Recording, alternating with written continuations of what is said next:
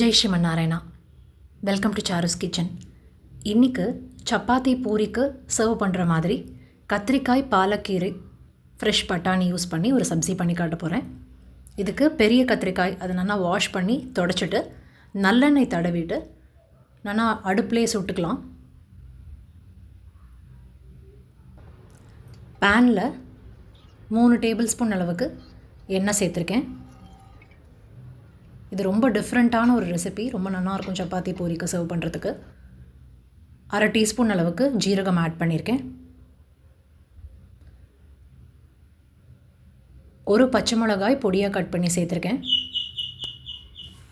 இதில் சுட்ட கத்திரிக்காய் அதோடைய தோலை ரிமூவ் பண்ணிவிட்டு நல்லா மசிச்சு ஆட் பண்ணிக்கணும். சிம் ஃப்ளேமில் வச்சு ஒரு 2-3 மினிட்ஸ் நல்லா வதக்கிக்கலாம். தேவையான அளவுக்கு உப்பு, 1/2 டீஸ்பூன் அளவுக்கு மிளகாய்த்தூள், 1/2 டேபிள் ஸ்பூன் அளவுக்கு மாங்காய்த்தூள், 1/2 டீஸ்பூன் தனியாத்தூள், 1/2 table spoon garam masala add பண்ணியிருக்கேன். இது எல்லாமே நான் ஆற்றுல பண்ணின மசாலா பவுடர்ஸ். 1 டீஸ்பூன் அளவுக்கு வெல்லமும் சேர்த்துருக்கேன். இந்த புளிப்பு காரம் எல்லாம் பேலன்ஸ் பண்ணி கொடுக்கும். இதில் ஒரு சின்ன பஞ்ச் பாலக்கீரை நல்லா வாஷ் பண்ணி பொடியாக கட் பண்ணி ஆட் பண்ணிக்கிறேன்.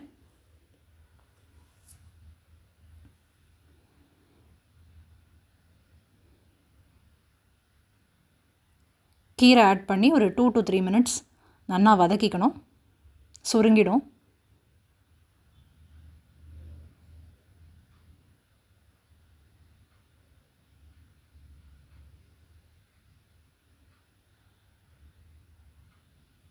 இதில் ஃப்ரெஷ் பச்சை பட்டாணி 3/4 கப் அளவுக்கு ஆட் பண்ணியிருக்கேன். வேக வைக்காத பச்சை பட்டாணி இதிலே நல்லா வெந்துடும்.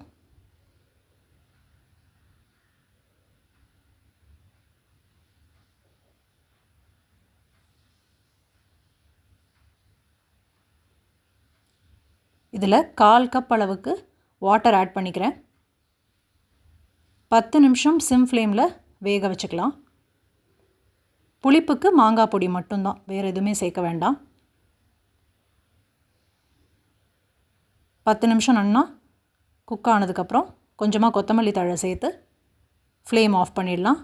ரொம்ப அருமையான பாலக் கத்திரிக்காய் பட்டாணி சேர்த்த சப்ஜி ரெடி. சப்பாத்திக்கு சர்வ் பண்ணுறதுக்கு ரொம்ப நல்லாயிருக்கும். நாங்கள் சப்பாத்தியோட எங்கள் ஆத்து பெருமாளுக்கு ஆஃபர் பண்ணி எடுத்துட்டோம். நீங்களும் இந்த ரெசிபியை ட்ரை பண்ணிவிட்டு உங்களுடைய ஃபீட்பேக் எனக்கு ஷேர் பண்ணுங்க.